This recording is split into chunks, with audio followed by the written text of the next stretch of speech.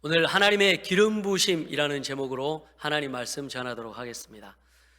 사랑하는 요성결 가족 여러분, 요리할 때 어떤 오일과 기름을 사용하십니까? 기름의 종류가 나라마다 다양하다는 것 아실 것입니다. 나라마다 그 나라를 대표하는 기름, 오일이 있습니다. 이탈리아에는 잘 아는 대로 트러플 오일이 있죠. 땅속 깊은 곳에서 자라는 송로버섯의 향을 담은 기름인데 한 병에 몇만 원부터 시작해서 몇십만 원, 또 더 고가가 있는 기름도 있습니다. 이 기름은 음식에 많이 넣지 않습니다. 단 몇 방울만으로도 음식의 풍미가 완전히 달라지기 때문에 그렇습니다. 값이 비싼 이유는 희귀하고 얻기가 어렵고 향이 깊어서 그렇습니다. 프랑스에는 라벤더 오일이 있습니다. 넓은 들판에서 자란 수천 꽃송이에서 아주 조금 얻을 수 있는 기름입니다. 그래서 이 기름에는 프랑스 사람들의 기다림과 정성이 담겨 있습니다. 향은 은은하지만 오래 남습니다. 불가리아는 장미유가 있습니다. 그래서 장미 몇 톤에서 겨우 한 병 나오는 기름입니다. 그래서 이 장미유는 세계에서 가장 비싼 기름 가운데 하나입니다. 사랑과 헌신 없이는 만들 수 없는 기름입니다. 자, 그리고 인도에는 샌달우드 오일이 있는데 백단유라고 합니다. 나무에서 나오는 향으로 이렇게 세워지는 기름인데요. 이 기름은 오랜 기간 동안 인내의 시간을 통해서 나오는 기름이라고 합니다. 이렇게 급하게 만들어지는 기름이 아닙니다. 이제 한 나라가 빠졌죠? 어딘가요? 우리나라. 우리나라에는 참기름이 있습니다. 참깨를 볶고 누르고 짜내야만 고소한 향이 나옵니다. 불과 압력을 견뎌야 이 향이 살아납니다. 아무리 맛이 없는 음식도 참기름 넣으면 맛이 갑자기 확 좋아집니다. 비빔밥에 우리가 다른 재료를 다 넣고 고추장을 넣고 또 계란 후라이를 넣고 막 비벼서 먹죠. 막 먹다 보면 허전해요. 뭐가 빠졌어요? 참기름이 빠진 거예요. 근데 참기름이 딱 들어가는 순간 모든 음식의 맛을 참기름이 다 제패합니다. 참기름 향이 가장 맛있죠. 제가 이제 예산에서 목회할 때는 정말 제대로 된 참기름을 제가 먹은 기억이 있어요. 그전에는 이렇게 마트에서 사잖아요. 오뚜기 있죠? 네, 그런 거.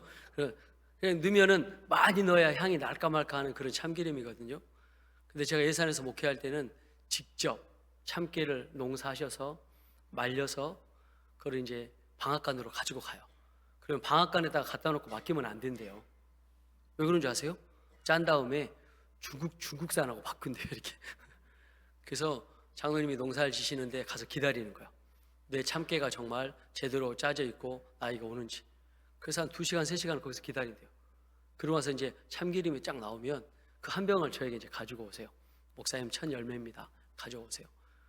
그래서 참기름이 다 똑같겠지 했는데 그 참기름을 맛본 순간 그동안 참기름은 더 이상 참기름이 아니었어요.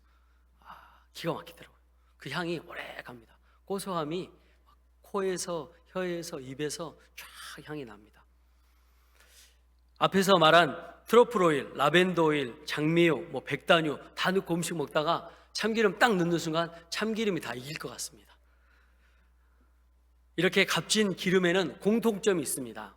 쉽게 얻어지지 않고 시간이 필요하고 깨짐과 인내가 필요합니다. 그래서 모든 오일에 값어치가 있는 것입니다. 성령의 기름 부으심도 마찬가지입니다. 아무런 준비 없이 아무 순종 없이 임하는 값싼 기름 부음이 아닙니다. 주님 앞에 깨어지고 주님을 영접하고 사랑하고 헌신하고 순종하며 하나님 앞에 나갈 때 하나님은 그 인생에 값진 성령의 기름 부으심으로 함께 하십니다. 가장 귀한 기름 부으심은 뭘까요? 하나님 사랑한다고 고백할 때 성령께서 우리에게 역사하시는 그 기름 부으심인 줄 믿습니다. 신앙생활 하다 보면 우리는 종종 이렇게 말합니다. 성령의 능력을 더 받았으면 좋겠다. 충만한 은혜가 넘치면 좋겠다. 하나님께 더 쓰임받고 싶다. 그런데 성경은 이 모든 것의 근원을 한 단어로 말합니다. 바로 하나님의 기름 부으심입니다. 기름 부으심은 예배나 집회 때 느껴지는 분위기만이 아닙니다. 기름 부으심은 직분에서 따라오는 장식품도 아니고 하나님을 사람보다 더 드러내는 수단도 아닙니다. 기름 부으심은 하나님께서 자기를 사랑하시는 이 한 사람 위에 임하셔서 그를 하나님의 뜻을 이루는 도구로 삼으시는 하나님의 은혜입니다. 오늘 우리는 다윗의 기름 부음을 통해서 하나님의 기름 부으심이 무엇이며 누가 기름 부음을 받는 사람인지, 그 기름 부으심이 우리 삶에 어떤 영향력을 나타내는지 말씀을 통해 보도록 하겠습니다. 자, 첫 번째, 하나님의 기름 부으심은 하나님의 전적인 선택입니다. 사무엘상 16장은 이스라엘의 왕정 시대에 가장 중요한 전환점이 되는 말씀입니다. 겉으로 보면 조용한 한 가정 이야기 같지만 사실 이 장면은 하나님께서 왕을 바꾸시는 순간입니다. 먼저 우리는 이 말씀의 배경에 있는 사울 왕의 실패를 봐야 합니다. 사울은 이스라엘의 초대 왕이었고 가장 작은 지파, 베냐민 지파의 사람이었습니다. 그러나 사람들이 사울을 선택했고 사울은 키가 크고 외모가 뛰어났다라고 기록합니다. 이스라엘 백성이 원하던 이상적인 모습의 왕이었습니다. 그런데 사울은 하나님 말씀에 온전히 순종하지 않았습니다. 사무엘상 10장, 13장에서 사울은 제사장도 아닌데 블레셋과의 전투를 앞두고 조급한 마음에 자기 마음대로 제사를 집례합니다. 사무엘상 15장에 아말렉을 진멸하라, 이 명령을 완전히 순종하지 않습니다. 사울은 이렇게 말합니다. 내가 여호와의 명령을 행하였나이다. 그러나 하나님은 사무엘을 통해서 순종이 제사보다 낫다라고 말씀하십니다. 결국 사무엘상 15장에 사울은 여호와께서 왕의 자리를 감당할 수 없게 하십니다. 왕의 자리에는 있지만 이미 하나님의 기름 부으심이 떠난 왕이었습니다. 이 말씀은 사울이 왕으로 평가받는 하나님의 심판의 말씀입니다. 사람들이 세운 왕은 외모를 보았지만 하나님이 세우실 왕은 마음의 중심을 보셨습니다. 사무엘은 사울의 실패를 가슴 아파했어요. 사무엘상 16장 1절에 하나님은 사무엘에게 이렇게 말씀하십니다. 내가 이미 사울을 버려 이스라엘 왕이 되지 못하게 하였거늘 내가 그를 위하여 언제까지 슬퍼하겠느냐. 사무엘아, 더 이상 슬퍼하지 마라. 하나님은 사무엘에게 과거에 머물지 말고 미래를 바라보라 라고 말씀하셨습니다. 하나님은 이미 다윗이라는 새로운 왕을 준비하고 계셨습니다. 하나님 이렇게 순종하는 사람을 세우는 다음 역사를 시작하고 계셨습니다. 하나님은 사무엘을 베들레헴 이새의 집으로 보내십니다. 베들레헴은 왕이 나올 만한 큰 도시도 아니었고 또 이새는 영향력 있는 가문도 아니었고 평범한 시골 마을이었습니다. 그러나 하나님은 늘 사람들이 주목하지 않는 자리에서 역사를 시작하십니다. 이제 사무엘은 하나님의 뜻대로 왕을 세우기 위해 다윗의 집 이새의 집으로 갑니다. 다윗의 아버지 이새는 첫 번째 아들 엘리압을 사무엘 앞에 세웁니다. 사무엘은 엘리압을 보며 이렇게 생각합니다. 이 사람이다. 이 사람은 외모도 준수하고 키도 크다. 성경에서 잘생긴 사람들 이야기하거든요. 그러면 그 중에 한 사람이 사울 왕입니다. 그리고 다윗의 큰아들 엘리압입니다. 그리고 다윗의 아들이었던 압살롬입니다. 이 사람들이 성경에서 잘생겼다, 또 요셉도 준수하다 이렇게 표현합니다. 외모를 보죠. 사무엘이 외모도 준수하고 키도 크다, 이 사람이다. 그러나 하나님은 단호히 말씀합니다. 16장 7절에 사람은 외모를 보거니와 여호와는 중심을 본다라고 말씀합니다. 그리고 한 가지 충격적인 사실을 듣습니다. 내가 이미 그를 엘리압을 버렸다라고 그래요. 여러분이 버렸대요. 하나님이 버리셨대요. 하나님이 버리신 사람 있습니까? 없어요. 하나님이 버리신 사람은 없어요. 이 사람이 끝까지 회개하지 않고 하나님 앞에 돌아오지 않는 거예요. 근데 이 표현을 하나님이 버렸다라고 표현합니다. 세상은 외모에, 배경에, 재력에 열광하고 따라갑니다. 그러나 하나님은 그것들을 버렸다라고 이야기합니다. 사도 바울이 빌립보서에서 자기의 배경에 대해서 이야기합니다. 나는 할례 받은 사람이고 로마 시민권이 있고 또 산헤드린 공회 의원이고 나는 율법으로는 율법의 완성을 이루고 지키는 유대 유대 사람이다 이렇게 이야기하죠. 근데 마지막에 뭐라고 합니까? 이 모든 것을 나는 배설물처럼 여긴다라고 그랬어요. 하나님 나라 가치대로 살기로 결정하죠. 이처럼 하나님의 기름 부으심은 세상의 조건이 아니라 하나님의 선택입니다. 자, 이제 첫째 아들은 그렇게 하나님 앞에 회개하지 않는 사람 엘리압이었습니다. 이제 2세 둘째 아들 아비나답도 이제 사무엘 앞에 서죠. 근데 하나님께서 아니다라고 말씀하세요. 자, 이제 셋째 삼마도 지나갑니다. 이렇게 셋째 아들, 넷째 아들, 일곱째 아들까지 다 지나가는데 하나님은 아직 아니다라고 하십니다. 그리고 사무엘이 묻습니다. 내 아들이 이뿐이냐? 그러자 다윗의 아버지 이새가 이렇게 이야기합니다. 막내가 남았는데 지금 양을 치고 있습니다. 이게 무슨 말일까요? 막내 아들 말째가 있는데 걔는 존재감이 없습니다. 사무엘을 만날 자격도 안 됩니다. 이렇게 이야기하죠. 다윗은 사무엘 선지자가 기름 부어 왕이 되는 자리에 초대받지도 못했습니다. 가족과 형제들 사이에서도 제외된 존재였습니다. 그러나 하나님의 시선은 이미 들판에 있던 다윗에게 향해 있습니다. 사무엘이 이야기합니다. 다윗이 오는 동안에 우리는 식사하지 않겠다. 하나님께서 기다리시겠다 말씀하시는 거죠. 아버지조차 왕의 후보로 생각하지 않았던 사람, 집에서도 예배의 자리에서도 빠졌던 사람, 바로 다윗이었습니다. 그러나 하나님은 말씀하십니다. 다윗을 보고 사무엘에게 일어나 그에게 기름을 부으라. 이는 그니라. 이는 바로 내가 세울 왕이다 라는 뜻입니다. 사람의 눈에는 보잘것없었지만 하나님의 눈에는 이미 하나님 마음에 합한 사람 다윗이었습니다. 사랑하는 요성과 가족 여러분, 하나님의 기름 부으심은 우리가 준비해서 얻는 상이 아닙니다. 하나님의 주권적인 은혜의 선택입니다. 우리가 하나님을 만나고 싶어서 만났습니까? 하나님께서 우리를 택하신 것입니다. 우리가 죄인 되었을 때, 하나님과 원수 되었을 때, 하나님 앞에 대적했을 때, 하나님 앞에 교만했을 때, 하나님은 예수님을 통해서 우리를 구원하시기 위해서 이 땅에 구원자로 대속제물로 보내셨습니다. 우리가 하나님을 택한 것이 아니라 하나님께서 우리를 먼저 선택하셨습니다. 그래서 기름 부으심은 은혜의 선택입니다. 그래서 기름 부으심을 사모하는 사람은 먼저 이렇게 고백해야 합니다. 하나님, 제 뜻이 아니라 주님의 뜻이 먼저입니다. 그리고 하나님 사랑합니다. 자, 두 번째, 하나님의 기름 부으심은 사람을 변화시킵니다. 사무엘이 다윗에게 기름을 붓는 순간 성경은 이렇게 기록합니다. 사무엘상 16장 13절에 이날 이후로 다윗이 여호와의 영에게 크게 감동되니라. 기름 부으심의 핵심은 성령님의 임재입니다.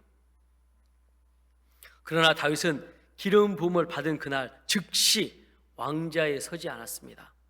환경은 바뀌지 않았습니다. 여전히 양을 치는 목자였습니다. 그러나 한 가지 분명한 것은 그의 내면이 바뀌었습니다. 이제 내면이 하나님 중심으로 살아가는 하나님의 사람이 되었습니다. 하나님의 기름 부으심은 성품의 변화, 내면의 변화를 가져옵니다. 이 기름 부으심을 받은 다윗은 이제 어떻게 됩니까? 골리앗 앞에서도 목숨을 걸고 담대히 나아갑니다. 너는 창과 검으로 나오지만 나는 만군의 여호와 이름으로 너 앞에 서겠다. 사울의 창 앞에서도 하나님을 의지했고 다윗이 범죄했을 때에도 회개할 줄 아는 사람이 되었습니다. 왜 그렇습니까? 하나님의 기름 부으심은 능력을 주기 전에 영혼을 변화시키기 때문에 그렇습니다. 오늘날 우리는 하나님께 이렇게 묻습니다. 하나님, 언제 쓰임받습니까? 언제 사역의 문이 열립니까? 그러나 하나님은 먼저 이렇게 물으십니다. 내가 너에게 사명을 맡겨도 되겠느냐? 내 영이 너 안에 머물 수 있겠느냐? 사무엘상 16장은 제가 성경을 읽는 가운데 가장 두려운 장면 중에 하나이기도 합니다. 다윗에게는 여호와의 영이 임했지만 다른 한 사람 사울에게는 여호와의 영이 떠났기 때문에 그렇습니다. 같은 민족, 같은 하나님을 섬기며 같은 시대를 살았지만 전혀 다른 영적 상태가 펼쳐집니다. 오늘 우리도 같은 공간에 요수성결 가족들과 함께 앉아있지만 어떤 사람에게는 성령의 역사가 임하고 어떤 사람에게는 하나님의 영이 떠나는 사람이 있을 수도 있습니다. 그래서 사무엘상 16장은 하나님이 누구와 함께 하시는가 보다 더 중요한 질문을 저와 여러분에게 던집니다. 하나님의 영이 왜 임하시고 언제 떠나시는가? 여호와의 영은 한순간 스쳐 지나가는 감정이나 은사가 아닙니다. 다윗 삶의 전체를 이끌어가는 능력과 방향이었습니다. 여기서 우리는 이런 궁금증이 생깁니다. 왜 하나님 다윗이었습니까?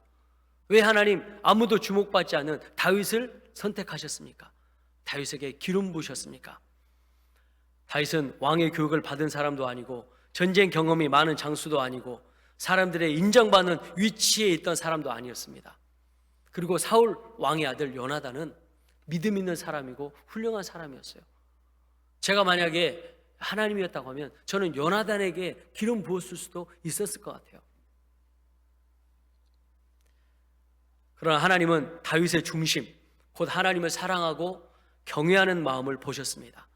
여호와의 영은 능력이 뛰어난 사람에게 임하는 것이 아니라 하나님께 순종하는 사람, 하나님 사랑하는 사람에게 임하는 것입니다. 반대로 사울에게 여호와의 영이 떠납니다. 사무엘상 16장 14절은 너무도 무서운 말씀입니다. 여호와의 영이 사울에게서 떠나고 여호와께서 부리시는 악령이 그를 괴롭게 한지라라고 이야기합니다. 여러분, 우리가 정확하게 예수님을 믿어야 될 사건이 하나가 있는데요, 우리가 알아야 될 사실이 있는데, 예수님을 제대로 인격적으로 영접한 사람은 절대 귀신 들릴 수 없습니다. 예수님이 마음의 중심에 계시기 때문에 귀신에게 들릴 수 없어요. 그런데 귀신에게 영향을 받을 수는 있어요. 그래서 저도 분명한 구원의 확신이 있고 성령 충만을 경험한 사람이지만 이렇게 뭐 무서운 영화, 뭐 이상한 이런 이 귀신이 나오는 그런 것들을 보지 않아요. 제가 영향 받고 싶지 않아서 그러는 거예요. 어떤 사람은 그렇습니다. 저는 이단들 만나면 얼마든지 이단하고 싸워서 이길 수 있습니다. 그는 성경을 잘 몰라서 그래요. 그렇게 이단에게 영향받는 사람을 만나도 영향을 받을 수는 있어요. 영향을 받을 수는 있어요. 그러나 귀신 들릴 수는 없어요. 근데 하나님 믿는 사람이 귀신 들리는 경우가 있습니다. 어떤 경우입니까? 하나님을 제대로 믿지 않아서 그래요. 하나님 믿었다고 착각했기 때문에 그래요. 구원의 확신이 그냥 문화적인 배경으로 자기가 받았다고 이해한 거지 하나님을 제대로 영접하지 않았기 때문에 예수님 믿어도 귀신 들릴 수 있는 거예요. 자, 그러면 사울을 한번 우리가 보면 사울은 하나님을 믿는 사람이었습니까? 안 믿는 사람이었습니까? 사울에게도 하나님의 영이 임했다라고 그랬어요. 사무엘이 그에게 기름 부을 때 여호와의 영이 임했어요. 암몬 전투에서도 여호와의 영이 사울에게 임했다라고 그랬습니다. 하나님을 믿는 사람이었어요. 근데 오늘 말씀 보면 하나님의 영이 사울에게서 떠나갑니다. 회개하면 다시 이 영은 사울에게 올 것입니다. 마음의 중심에 하나님이 있어요. 그러나 끝까지 불순종합니다. 하나님 앞에 회개하지 않습니다. 그러니까 하나님께서 부리시는 악령, 하나님 선 안에 있는 악령이 그를 괴롭게 했다라 그랬어요. 괴롭게 했다라 그랬어요. 영향력을 받고 있는 겁니다. 회개하지 않으니까 그래요. 여러분, 하나님의 삶 가운데, 예수 믿는 신앙생활 가운데 하나님의 기름 부으심이 없습니까? 그러면 우리 안에 죄가 있다라는 증거예요. 하나님은 거룩하신 하나님입니다. 죄가 있는 사람과 결코 함께하지 않은 하나님, 죄가 있으면 결코 하나님 함께하지 않으세요. 회개해야 돼요. 우리 여기 청소년들이 있는데 회개해야 돼요. 자, 저 보세요. 회개해야 돼요. 마음대로 살면 안 돼요. 여러분의 몸은 하나님이 주신 성전이에요. 내 마음대로, 내 뜻대로 막 함부로 굴리면 안 돼요. 성적으로 타락하면 안 되고, 술, 담배 하면 안 되고. 아멘 해야지. 그러니까 우리가 죄 짓지 말아야 돼요. 제가 담임 목사여서 하나님의 기름 부으심이 임한 줄 아십니까? 절대 그렇지 않습니다. 하나님 앞에 거룩하게 살려고, 회개하며 살려고 노력하고, 하나님 도우심을 구하고, 하나님 살려달라고 하고, 그렇게 해야 되는 거예요. 직분이 우리를 대신해 주지 않아요. 우리 고 강복철 명예 장로님 장례식에 하나님의 임재와 성령의 기름 부으심이 있었던 이유가 무엇입니까? 하나님 뜻대로 살았기 때문에 그러는 거예요. 하나님 뜻대로 사셨기 때문에 하나님께서 역사하신 거예요. 사울이 이렇게 하루아침에 무너진 것이 아닙니다. 사울은 계속해서 하나님 말씀보다 사람의 시선을 두려워했고 사람의 뜻을 따랐습니다. 욕심을 따랐습니다. 왕자를 선택했습니다. 온전한 순종보다 부분적인 순종을 선택했고 회개보다 변명을 선택했습니다. 사울은 말합니다. 백성이 두려워서 그랬습니다. 그러나 하나님은 네가 나를 버렸기 때문에 나도 너를 버렸다라고 말씀하죠. 이 말씀은 하나님이 버린 것이 아니라 사울이 회개하지 않고 끝까지 하나님 앞에 불순종했다라는 걸 말씀하고 있습니다. 여호와의 영은 불순종의 죄 가운데 머무르지 않습니다. 그래서 다윗과 사울의 차이는 능력이나 성격이 아닙니다. 하나님께 순종하고 하나님을 사랑하는 태도입니다. 사울은 불순종의 죄를 지었을 때 자기를 변호했지만 다윗은 죄를 범했을 때 하나님 앞에 회개하며 엎드렸습니다. 다윗은 범죄했을 때 이렇게 고백합니다. 시편 51편에 하나님이여 정한 마음을 창조하시고 내 안에 정직한 영을 새롭게 하소서. 주의 성령을 내게서 거두지 마옵소서. 다윗이 가장 두려워한 것은 왕위를 잇는 것이 아니라 여호와의 영이 떠나는 것이었습니다. 반대로 사울의 삶을 보면 여호와의 영이 떠난 자의 특징이 분명히 나타납니다. 여호와의 영이 떠나자 마음에 두려움과 불안이 가득합니다. 악한 영이 괴롭히기 때문에 그렇게 되는 것이죠. 사람을 믿지 못하고 의심하고 비교하고 다윗을 미워합니다. 하나님의 음성은 들리지 않고 점점 더 깊은 영적 어둠 속으로 들어갑니다. 사울은 여전히 왕의 자리에 있었지만 이미 영적으로 무너진 상태입니다. 그래서 기억해야 되는 것은 교회의 직분이 신앙을 보장하지 않는다는 것입니다. 내가 얼마큼 신앙생활을 했다는 것이 내 신앙을 하나님의 기름 부으심을 보장하지 않는 것입니다. 오늘 이 자리에 하나님 사랑한다 고백하고 죄를 회개하고 거룩하게 살기로 결단할 때 하나님의 기름 부으심은 계속 흘러 넘치게 되는 것입니다.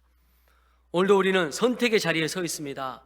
사람의 인정과 하나님의 뜻 사이에서, 편리한 타협과 불편한 순종 사이에서, 회개와 변명 사이에 저와 여러분 서 있습니다. 분명한 것은 하나님의 영은 겸손히 하나님 사랑하며 하나님 앞에 서 있는 자에게 임하신다는 사실입니다.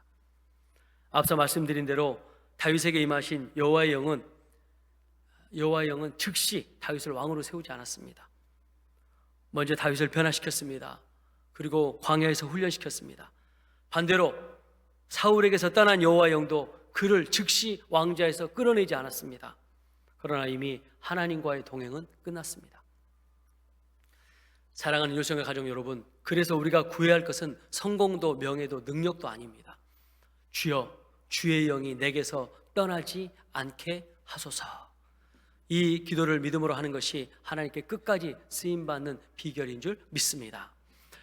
자, 세 번째, 하나님의 기름 부으심은 고난을 통해서 이루어집니다. 다윗의 삶을 보면 기름 부으심 이후에 평탄한 길이 아니라 광야의 길이 다윗을 기다리고 있습니다. 사울에게 쫓김을 10년 동안 당하고 동굴에서 도망자 신세가 되고 오해와 배신을 계속 경험합니다.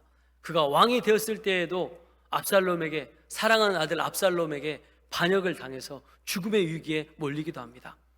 그러나 중요한 사실은 이겁니다. 하나님의 기름 부으심은 고난 속에서도 사라지지 않고 더 흘러 넘친다는 사실입니다. 오히려 고난은 다윗 안에 있는 교만과 혈기를 제거하고 하나님만 의지하는 왕으로 세워져 갔습니다. 참기름이 눌리고 짤 때 기름이 나오듯이 우리 인생의 눌림의 시간, 고난의 시간을 통해 하나님의 기름 부으심이 깊어지게 되는 것입니다. 그래서 우리는 고난의 시간을 이렇게 해석해야 합니다. 하나님이 나를 버리시는, 돌보지 않는 시간이 아니라 기름 부으셔서 만들어 가고 계시는 시간이다라고 생각해야 합니다. 오늘 우리에게 주시는 하나님의 기름 부으심이 있습니다. 이 기름 부으심은 특별한 몇 사람만의 성경의 이야기가 아닙니다.